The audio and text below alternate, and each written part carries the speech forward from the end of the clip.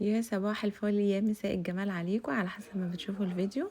تعالوا النهارده نعمل حواوشي كده وشويه بطاطس محمره على مخلل على حاجه ساقعه كده عشان نظبط الكلام. بصوا العجينه تحفه طريه وهتطلع معاكم طعمها خطير. شايفين التسويه تحفه جدا، وشويه سمسم على الوش بقى ودلعناهم اخر دلع. يلا بقى نبتدي نعمل العجينه بتاعتنا. عندي بتاع 8 كوبايات من الدقيق بالكوباية المعيارية أو كيلو من الدقيق. خلاص هنخلهم كويس، وبعدين نجهز بقى الخميرة والملح والسكر. عندي معلقة كبيرة من السكر، معلقة صغيرة من الخميرة، ومعلقة صغيرة من الملح. تمام كده. هقلب بقى كل الخليط الجاف ده كده مع بعض، وهبتدي انزل بكوباية من اللبن الدافي طبعا عشان الخميرة. عايزة تعجنيه بمية بس ماشي، عايزة تعجنيه مية ولبن اوكي. اللبن بيدي طراوة للعجينة وبيخليها كده طعمها تحفة. هكمل بقى بالمية الدافية برضو، وعندي ربع كوباية من الزيت العادي يعني. عايزة تحطي زيت زيتون طبعا ينفع، بس انا حاطة زيت عادي. هبتدي انزل بالمية الدافية شوية شوية لغاية ما العجينة معايا تظبط. انا مش عايزة العجينة تكون قاسية معاكي قوي عشان لسه هنفردها على دقيق. تمام، يعني تكون تلزيقة كده بسيطة، تكون ناعمة كده معاكي، عشان بعد الخبز يكون العيش بتاعك يكون طري ما يكونش ناشف. خطيرة كده، مية مية تحفة، حلوة قوي كده. شايفين يعني بتلزق كده حاجة بسيطة يعني مش كتير. تمام، بس هسيبها احط على الوش كده شوية زيت وغطيها واسيبها تخمر. تعالوا نبتدي بقى نحضر اول حشوة معانا، حشوة اللحمة. عندي بصل. البصل بيكون قد اللحمة عشان هو اللي بيخلي اللحمة كده مسكرة وطعمها حلو. تمام، هنضربه كده في الكبة. وعندي بقى فصين من الثوم طبعا على حسب كمية اللحمة اللي عندك. وعندي فلفل احمر وعندي فلفل اخضر حامي. عايزة تحطي بارد تمام، بس الحواوشي بصراحة ما يتاكلش غير وهو سبايسي. في حاجات كده لازم تكون سبايسي يا جماعة، لازم سبايسي سبايسي، صح ولا لا؟ بدوق بقى بشوف قد ايه، يعني اوقف كده كفاية كده ولا اكمل القرن كله؟ كملته، ما كانش سبايسي قوي. خلاص، يبقى عندنا البصل قد اللحمة. تمام، وبعدين عندي فلفل احمر، فلفل اخضر حامي، فصين من الثوم، وعندي كام عود كده من بقدونس. لو حابة تحطيهم اوكي، مش حابة خلاص. بس كل ده يعني فايدة يعني للحمة يعني ولينا احنا.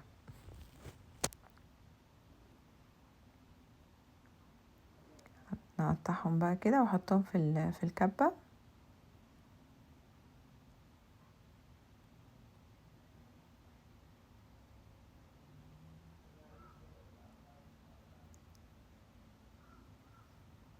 انا البصل والخلطة الفلفل دي حطيتها على جنب عشان هاخد منها جزء وهسيب الجزء التاني هقول لكم هنعمل بيه ايه تاني برضو.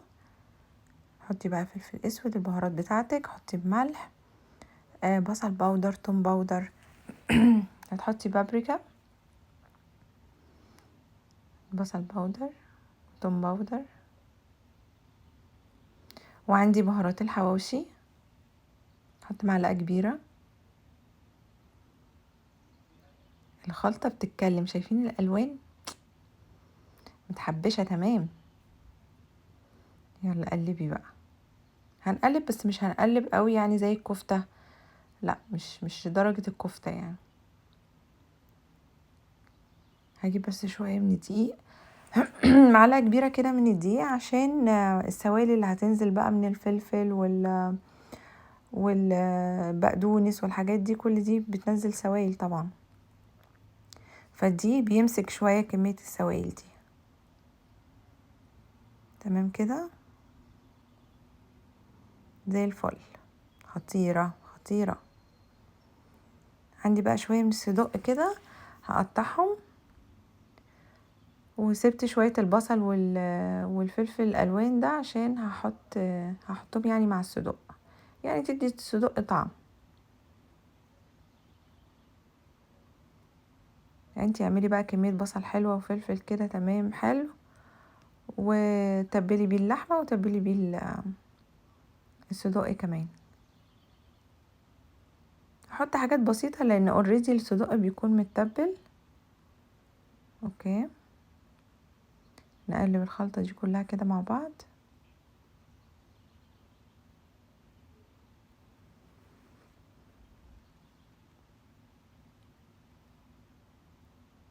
شوية شطة بقى، نشطشط الصدق كمان اكتر من اللحمة.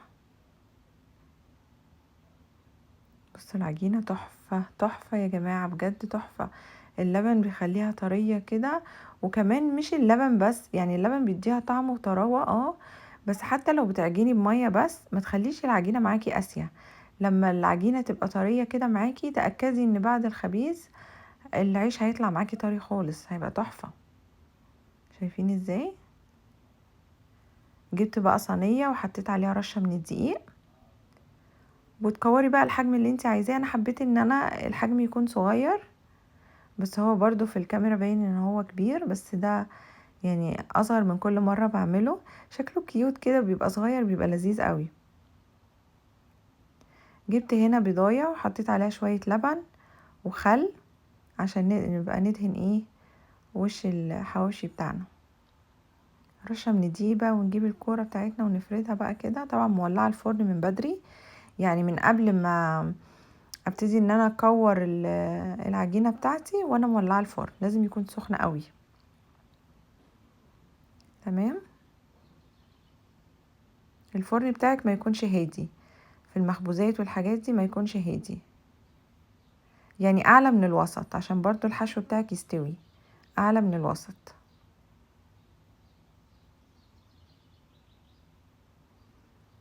لان كل ما هيطول في الفرن معاكي هينشف. احنا مش عايزينه ينشف، وفي نفس الوقت عايزين الحشوة بتاعتنا تستوي، ما تبقاش نية والعيش ياخد لون ونقول خلاص ده استوى، لا، ومن اللي جوه ده يكون لسه مش مستوي. لا، يكون اعلى من الوسط، بحيث ان العجينة تطلع معاكي طرية، وفي نفس الوقت الحشو بتاعك يكون مستوي وحلو. يلا هنفرد بقى اللحمة زي ما شفنا كده، نوزعها على الرغيف كله، على القطعة اللي هي بتكون كبيرة معاكي. الدايرة اللي تكون كبيرة معاكي هي دي اللي بتحطي عليها الحشو، والصغيرة بتكون من فوق. وتجيبي بقى الجزء اللي من تحت ده على الجزء الصغير اللي من فوق، وتبتدي تقفليه بقى كده نفس الطريقة. شايفين عاملين ازاي؟ لفة مية مية. شايفين ضفيرة بقى يا عيني على القفلة، بس تحفة. يلا بقى نحط بقى دهنة البيض دي، بتديله اللون حلو برضو. تمام. وشوية بقى سمسم من على الوش، حبة البركة، سمسم وحبة البركة الاتنين مع بعض براحتك. ده كده بالنسبة لي العيش ده كده المرة دي صغير، بس مش عارفة طلع كبير في الكاميرا. المرة الجاية عايزة اصغره اكتر من كده، مش عارفة، حاسة ان هو يعني في التقديم وكده بيبقى شكله لذيذ. بس كده مية مية. بحطه بقى من تحت في الشبكة اللي تحت، اللي هي يعني الوسط.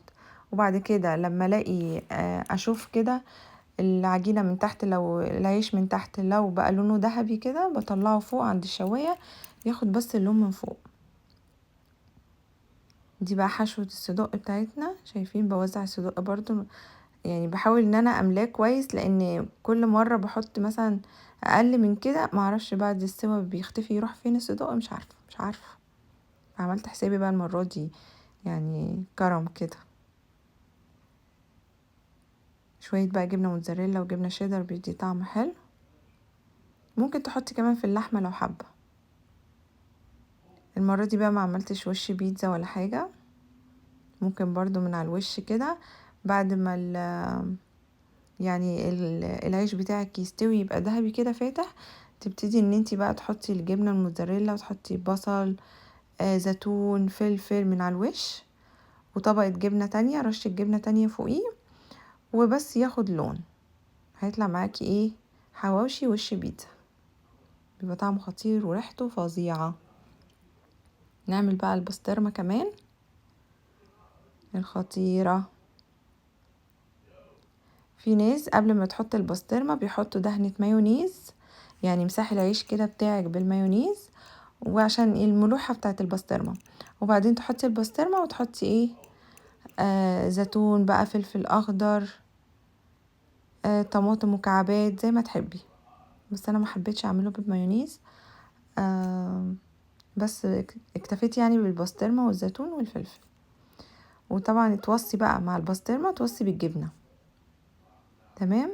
وخلي بالك وانتي بتقفلي العيش نفسه ما يبقاش على الاطراف دقيق كتير، لان انتي لو في دقيق كتير على الاطراف هتلاقيه مش هيلزق، يعني مش هيقفل معاكي كويس.